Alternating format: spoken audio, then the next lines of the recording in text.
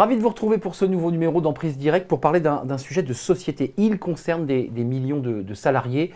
Nous allons parler des aidants, des proches aidants, ceux qui accompagnent un proche malade, parfois même handicapé. On en parle aujourd'hui dans Emprise Directe à travers des experts du SNB de ce sujet. Je vous présente mes invités. Frédéric Guenet, bonjour. Ravi de vous accueillir. Alors vous venez évidemment pour chacun des numéros d'Emprise Directe. C'est un sujet qui est très important. On parlera du guide des aidants familiaux.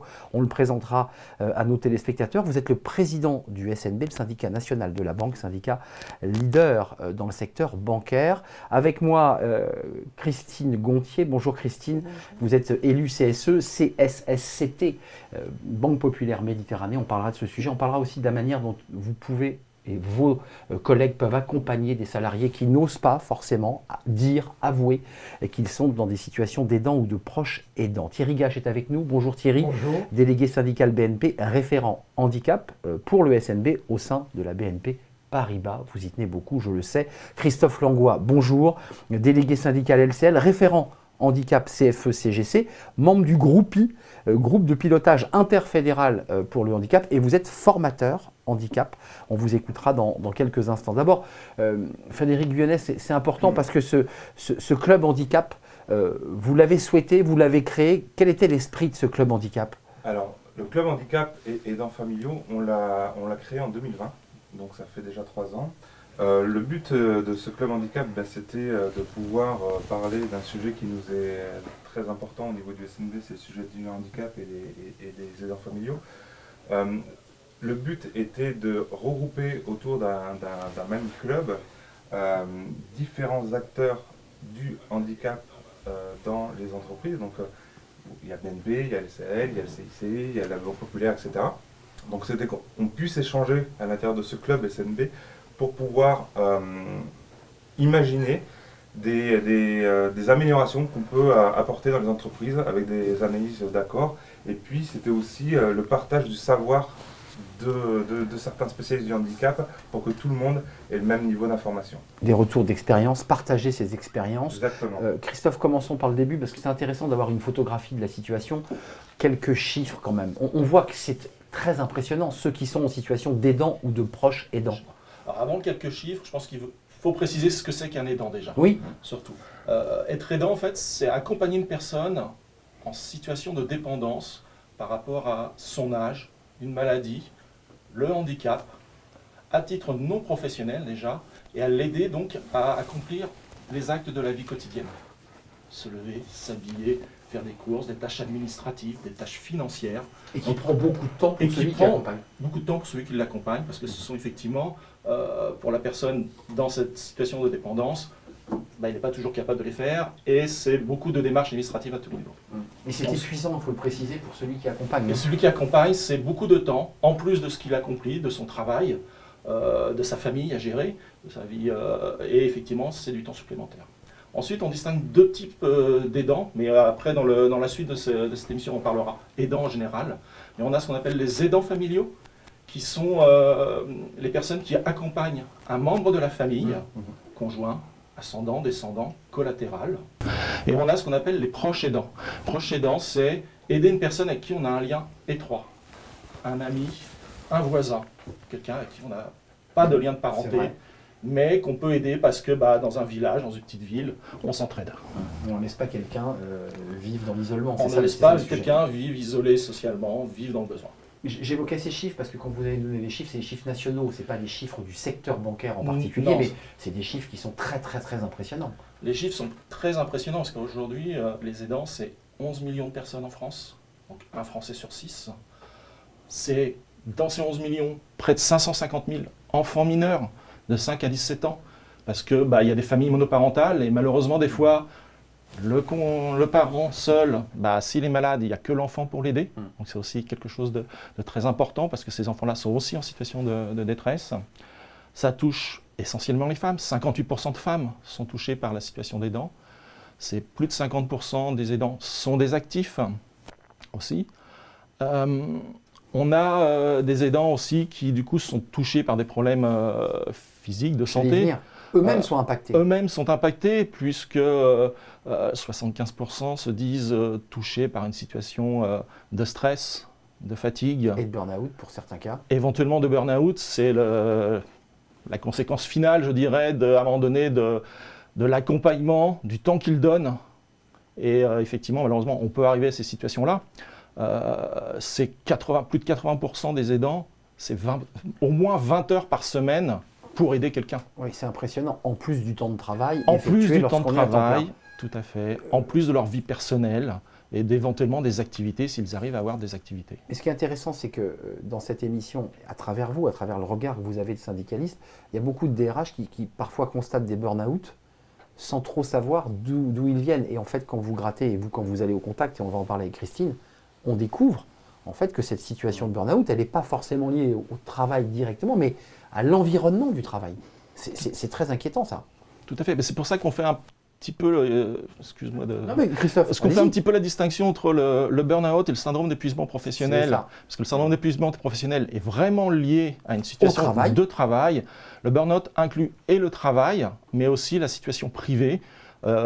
Les conséquences dans les deux cas, c'est les mêmes. On arrive à des personnes qui, malheureusement, à un moment donné, sont plus capables de travailler, d'aller travailler, sont dans des situations de détresse totale, et physique et morale. Et c'est très compliqué. Je vous donne la parole, Christine Gontier. Rentrons aussi un peu dans la psychologie, dans la relation aussi, et l'action du syndicaliste. Ce n'est pas que des chiffres, ce n'est pas que du juridique, c'est de l'humain d'abord, votre action. Allez au contact des salariés, allez leur parler. C'est compliqué, c'est pas si simple que ça. Alors, il faut être doté de beaucoup d'écoute, beaucoup d'empathie, beaucoup de bienveillance et parler très librement de ces sujets. Il faut absolument que les collègues se libèrent, parce que sans eux, on ne peut pas avancer sur ces sujets. Et c'est un peu notre rôle de terrain, en fait. Il faut absolument, et on l'a vu dans des stats encore sur une enquête que l'on a menée, qu'on est très peu contactés, nous, les élus. Sur ces sujets. Oui. C'est à vous d'aller vers eux, en fait. Exactement, Ben oui. exactement. Donc, il faut absolument, en toute confidentialité, bien sûr, parce que c'est hyper important, ils doivent pouvoir se livrer, pouvoir nous expliquer toutes leurs problématiques qu'ils rencontrent, parce que souvent, c'est du non-dit. Et le problème, c'est que quand c'est non-dit, c'est des arrêts de travail fréquents. Ben oui. Les collègues, ils ne peuvent pas comprendre, puisque du coup... Il crée des tensions dans les équipes. C'est ça. Ouais. Et plus on va libérer, et plus on va avancer sur ces sujets avec... Pourquoi c'est si dur pour un salarié de se confier, d'accoucher ses difficultés? Pourquoi c'est si compliqué?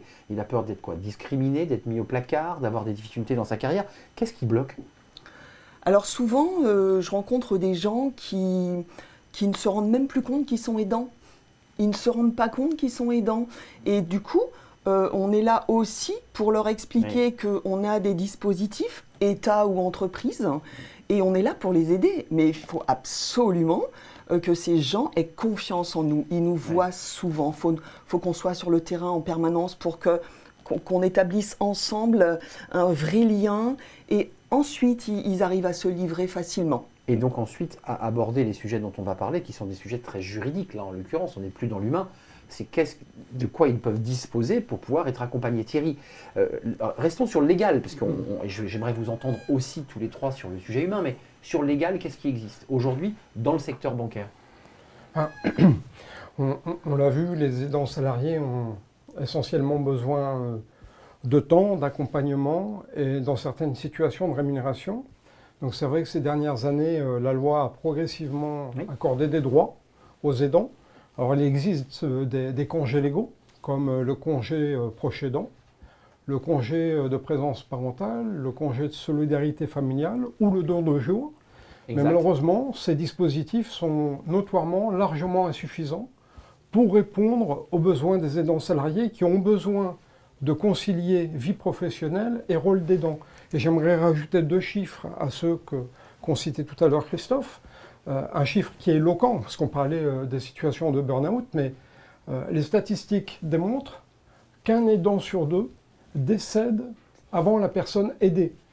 D'où la nécessité véritablement de mettre en place des dispositifs au-delà des dispositifs légaux pour les aider. Voilà. Quand Christophe a évoqué ce sujet, j'avais ce chiffre et effectivement, celui qui aide donne tellement, s'épuise tellement que parfois il se dégrade plus vite que celui, c'est une sorte de vase communicant, Christophe. En fait, il s'oublie, entre Exactement. guillemets. C'est-à-dire qu'il va privilégier la personne qu'il va aider, Exactement. et lui va se négliger sur le plan de la santé notamment. Exact. Et du coup, le petit pépin de santé qu'il a, un petit rhume, il va se dire c'est qu'un petit rhume, mais mais il faut que j'aille aider. L'alimentation, l'hygiène de Il vie. ne va pas aller voir le médecin, il va pas bien s'alimenter, il va laisser tomber ses loisirs, des activités sportives ou autres, tout ce qui pourrait lui permettre en fait lui aussi de lâcher prise et de prendre de recul par rapport à sa situation. Il ne peut pas. Il ne pourra pas parce qu'il a un objectif, c'est aider. Je voudrais quand même présenter le guide des aidants familiaux parce que c'est un énorme boulot que vous avez fait tous ensemble. Il est disponible sur l'intranet, donc vous pouvez le voir évidemment sur le réseau et le consulter sur l'intranet, mais vous l'avez aussi en papier. Voilà le guide des aidants familiaux CFE-CGC est organisé par le club handicap. Et vous m'arrêtez si je me trompe, Christophe. Un petit peu. Ben, C'est bien la sûr. CFE-CGC qui l'a établi. Établi par la CFE-CGC. C'est le guide, c'est un guide qui a été en fait créé par le GROUPI, qui est le groupe de pilotage interfédéral du handicap, qui établit un certain nombre de guides. Donc CFE-CGC, nous sommes donc adhérents à la CFE-CGC pour la Fédération Banque, et donc on profite de cet outil et on le diffuse largement parce c'est une mine d'informations pour tous les élus. Frédéric Guyonnet, on entend quand même à la fois à travers les chiffres, à travers les témoignages, il y a quand même un double enjeu. Il y a prendre conscience de la situation de collaborateurs qui parfois se cachent, ça c'est l'aspect, je dirais, presque psychologique. Puis après, il y a l'enjeu juridique, il y a l'enjeu des négociations dans les CSE. Est-ce que c'est un sujet qui est mis en avant? Est-ce que c'est un sujet sur lequel il y a des discussions? Parce qu'on voit qu'il y a un enjeu très fort et on a le sentiment qu'on n'en parle pas suffisamment. Alors, on en parle de plus en plus parce qu'il y a 10 ans, effectivement, les aidants, on en parlait... on n'en parlait pas. Quasiment pas, en tous les cas, dans les entreprises. Thierry, on a parlé. On négocie des accords sur le don de jours de RTT qui vont directement pour l'aide aux aidants. On peut expliquer, c'est les salariés qui donnent des jours. C'est l'ensemble des salariés qui mettent les jours RTT dans un pot commun. C'est ça. Et ce pot commun est ensuite redistribué entre les salariés qui sont aidants et qui ont besoin de jours pour être aux côtés de leurs enfants, de leurs parents, etc. etc. Donc il y a des avancées là-dessus. Thierry l'a dit, il y a encore des choses à faire. Donc le club handicap et aidants sert aussi à ça, à faire des propositions d'amélioration pour qu'on puisse ensuite négocier dans les entreprises des accords sur ces sujets-là. Juste un mot tous les trois quand même sur ce club handicap. On voit que vous êtes extrêmement mobilisés, engagés au sens propre du mot. Ce club handicap, il vous sert à quoi? À propager, à partager de l'information, à peut-être éveiller les consciences chez vos collègues syndicalistes aussi, j'imagine, Christine? Oui. Alors en fait, comme vous le dites, on le dit tous d'ailleurs, on échange, on passe énormément de temps à comparer des accords, toute entité, pas que la banque. On en fait une bibliothèque et ça nous sert ensuite, bien sûr, elle est accessible à tous les délégués syndicaux, enfin à tous, pour pouvoir négocier des accords dans nos propres entités. Et connaître ses droits aussi, savoir bien connaître les droits dont dispose un salarié, parce que honnêtement c'est peu connu. Il y a des droits qui sont peu connus, qu'évoquait Thierry tout à l'heure. Vous êtes d'accord? Oui, complètement. Le but du club handicap, c'est avant tout une boîte à outils. Et en l'occurrence, en ce qui concerne les accords aidants, le club handicap a émis plus de 50 propositions qui permettent de négocier pour la première fois la mise en place d'un accord aidant au sein d'une entreprise, ou bien d'aider à renégocier cet accord en apportant des mesures complémentaires. Des plus. Donc on est vraiment force de proposition, on est une boîte à idées. J'aimerais que vous fassiez partager à ceux qui vont regarder cette émission, et ils sont de plus en plus nombreux. On avait des chiffres nationaux tout à l'heure, Christophe, les 11 millions dont vous parliez, 1 sur 5 si j'ai bien compris, ou 1 sur 6. 1 sur 6, 1 sur 6. Par rapport à la population française. On n'a pas de chiffres encore dans le secteur bancaire et vous dites qu'il faut lancer assez rapidement une tout enquête. À fait. On n'a pas de chiffres, on a beaucoup de chiffres qui sont nationaux, mais il y a très très peu d'enquêtes, tout secteur industriel confondu, sur les aidants et proches aidants. Et en fait, c'est un des travaux qu'on est en train de mettre en place au niveau du club handicap et des aidants, c'est que nous allons lancer une grande enquête sur le sujet. Cette enquête sera lancée le 6 octobre 2023, qui est la journée nationale des aidants justement, et on va mettre à la disposition des adhérents et de tous nos collègues cette enquête pour justement Un questionnaire, donc un pour, questionnaire sonder les cœurs. pour sonder, pour savoir s'ils sont aidants ou pas, dans quelle situation ils se trouvent, quels sont leurs besoins, et de pouvoir justement avoir une base de données précise au niveau de la banque de ce qui peut faire et des travaux qu'ont fait notamment Thierry, qu'ont fait Christine, pour pouvoir mettre en application justement les boîtes à outils qu'on met en place. Donc ce questionnaire sera notre fil rouge de fin d'année, puisqu'il perdurera jusqu'au minimum la SEP, qui est la semaine européenne de l'emploi pour les personnes handicapées. On peut imaginer que les chiffres ne soient pas totalement éloignés des chiffres qu'on a donnés tout à l'heure sur le plan national. On aura tout secteur certainement confondu, des hein. chiffres qui seront équivalents, parce que On imagine. dans les dialogues que l'on a avec nos collègues, on détecte des choses. Même s'ils ne se confient pas, on a à force de discuter, avec les échanges qu'on a entre nous au sein du Club Handicap, on arrive à détecter des personnes Mais qui peuvent être en difficulté. Avant de nous quitter, parce que ces personnes vont regarder l'émission, peut-être que certaines sont concernées d'ailleurs directement. Pourquoi elles ne se confient pas ? Il y a quoi ? Elle a peur d'avoir des difficultés avec le manager. C'est quoi la peur ? Au-delà de la pudeur de devoir dévoiler sa vie privée. Il y a des angoisses, Thierry ? C'est quoi le fond ? Beaucoup plus simplement, les collègues ne nous sollicitent pas directement sur leur situation d'aidant, tout simplement par méconnaissance de l'existence de dispositifs à la fois légaux, mais surtout existants en entreprise pour peu qu'il y ait un accord aidant, où ils n'osent pas tendre la main par méconnaissance des outils dispositions à leur... je suis assez d'accord. Et je rajouterais que bien souvent les entreprises aussi, malgré il y a des accords existants, mais ne communiquent pas elles non plus. Et c'est ça. Ce sont des documents où leurs accords sont noyés dans une masse d'informations sur leur site intranet ou internet. Parmi lesquels il y a les aidants. Et parmi lesquels il y a les accords, il y a les avantages, et on n'a pas le temps d'aller les chercher pour un collaborateur. Un petit mot, Christine, on vous sent quand même très engagée aussi sur l'idée d'évangéliser, de prendre le temps d'écouter, d'aller au contact. Ça, c'est le message que vous faites passer aujourd'hui. Oui, notre rôle est bien là en fait, hein, le terrain, et plus les gens vont nous rencontrer, discuter, échanger, évoquer leurs souffrances, parce que c'est pas simple, c'est de la confidentialité comme je le disais tout à l'heure, mais aussi ils doivent se sentir en confiance, mais on va réussir à libérer la parole, j'y crois, et on le prouve et on le démontre. Il faut beaucoup d'humanité. Frédéric, c'est un sujet éminemment important à traiter aujourd'hui, et j'ai envie de dire à amplifier.